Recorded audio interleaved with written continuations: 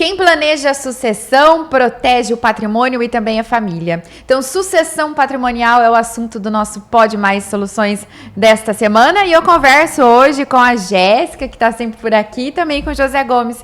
Sejam bem-vindos a mais uma edição.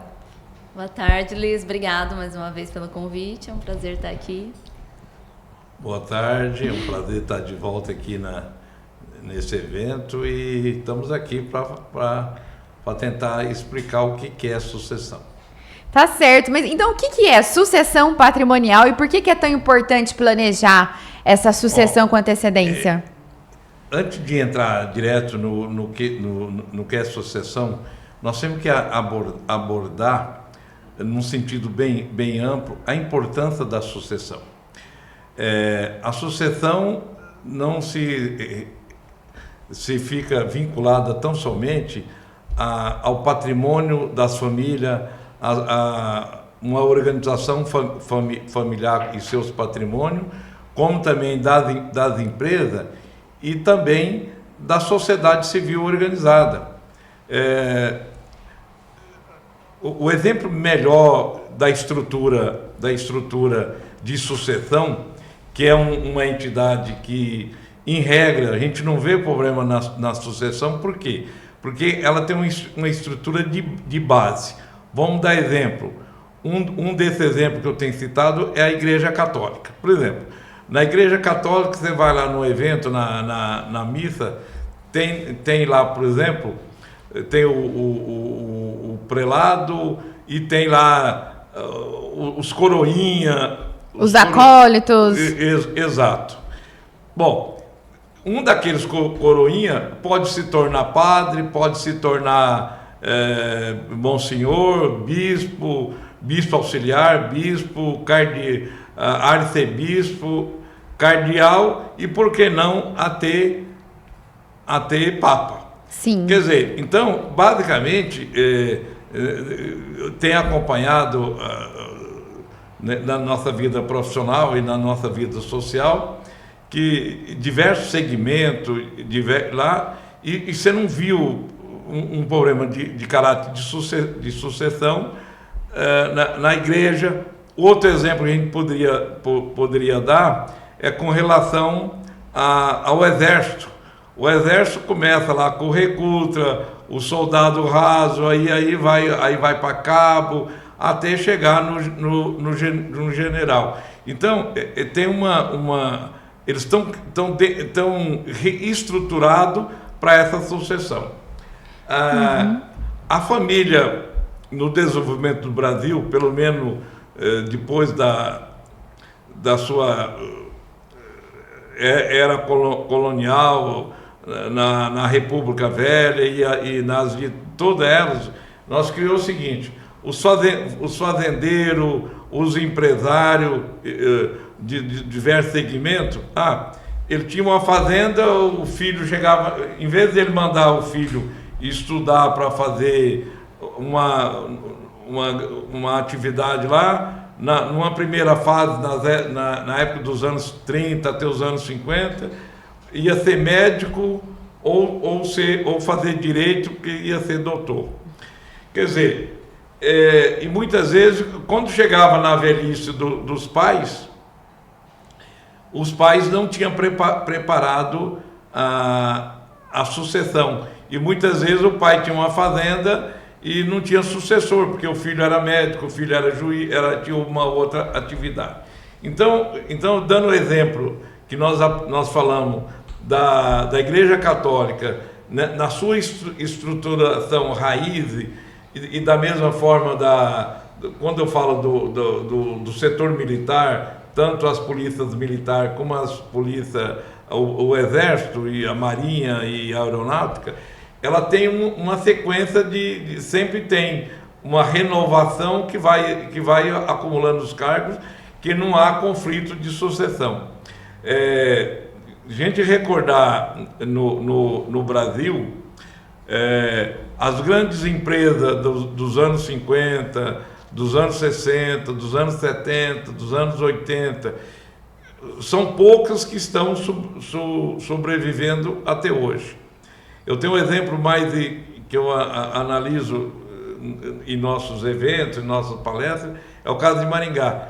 Eu cheguei em Maringá em 58, o carro-chefe da cidade era a Avenida Brasil, da Praça Rocha Pombo até a Praça José Bonifácio, onde está o posto Maluf.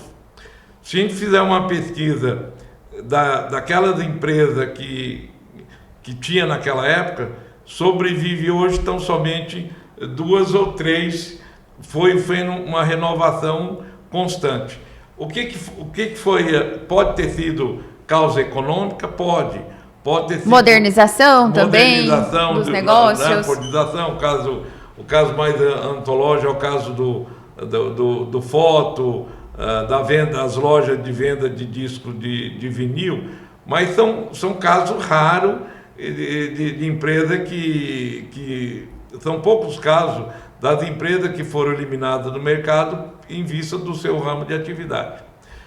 Então, pode ter sido também problema econômico, mas nós temos certeza que a grande maioria dessas empresas foi por falta de um planejamento. Continuidade. Falta de continuidade. Falta de continuidade, falta de um planejamento sucessório. Uhum. E tem então um momento certo para começar dentro de uma empresa a começar a falar de sucessão patrimonial, sucessão familiar? Se eu fosse falar em sucessão patrimonial na década de 60 para meus familiares, eles iam perguntar para mim se eu estava querendo que eles morressem. A cultura daquela época não admitia o filho, o neto chegar ou um profissional como eu falar para o cliente, está na hora de você preparar a sucessão, tá? Não havia essa cultura. Essa cultura no Brasil, de uma forma mais ampla, ela iniciou na redemocratização depois do governo militar, que quando iniciou a nova Constituição. E havia uma grande preocupação como seria essa Constituição, se seria uma Constituição tendo um viés social,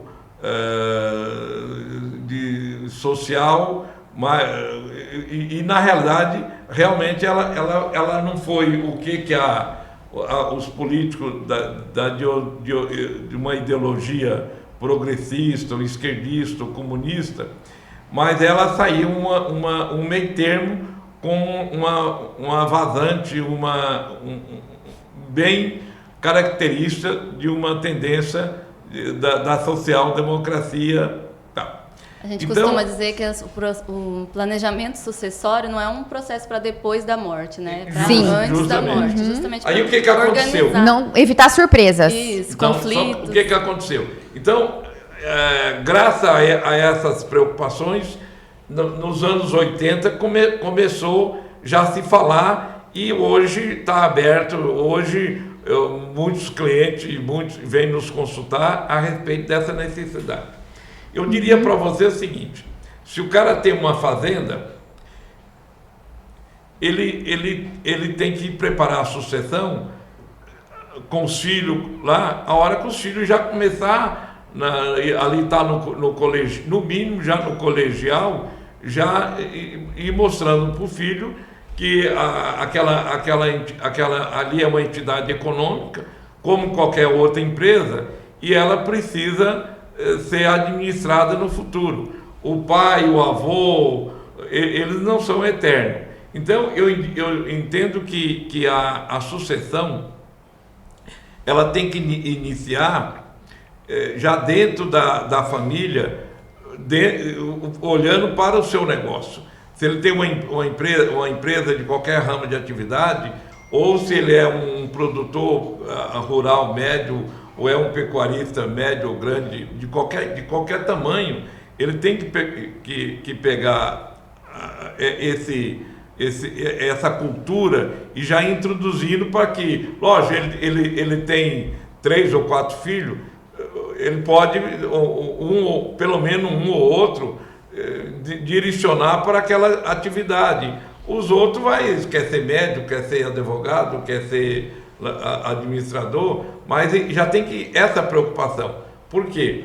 Nós temos caso hoje que o pai está aí com 75, 80, 90 anos e não tem sucessor. E isso nós encontramos não só na atividade do agronegócio, como também na atividade empresarial de qualquer ramo do segmento do business. E existe uma possibilidade do sucessor ser uma pessoa que não seja da família? Tá, isso pode ser. Uhum.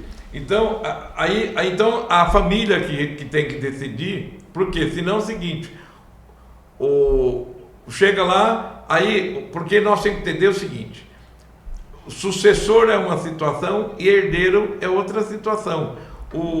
Obrigatoriamente, o herdeiro não seja o sucessor. Então, o que eu diria para você é assim, quando inicia a sucessão, quando o pai, o avô, né, já tem que ter essa visão que ele não é eterno, vai chegar um dia que... Vai querer aposentar, descansar? Ele pode querer aposentar por vontade, ou também ele pode ter o parecimento, o falecimento, a morte é uma situação que é irreversível. O que pode acontecer? O cara pode morrer novo, pode morrer com a idade média ou idoso. Tem muito aí ainda, só que é aquela história. E ainda pode ter também as fatalidades. Muitas vezes o empresário, o agricultor, do agronegócio, o pecuarista, está no auge da sua lá, mas por uma fatalidade de acidente ou de doença, ele vinha a faltar.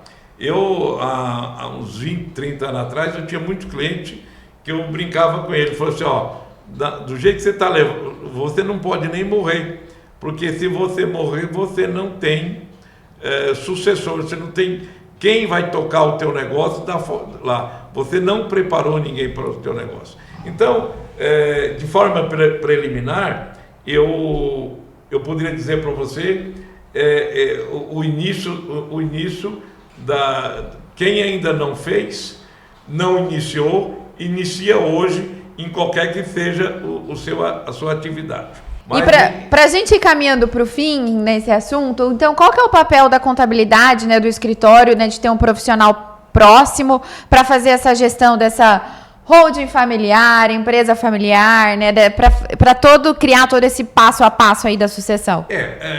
O profissional da contabilidade é imprescindível num trabalho desse, desde que ele tenha conhecimento tributário, tenha conhecimento societário, talvez poderia ser feito. A contabilidade é imprescindível, mas também seria interessante a contabilidade com apoio da parte jurídica. Uhum. Por quê? Porque a organização, a estrutura societária,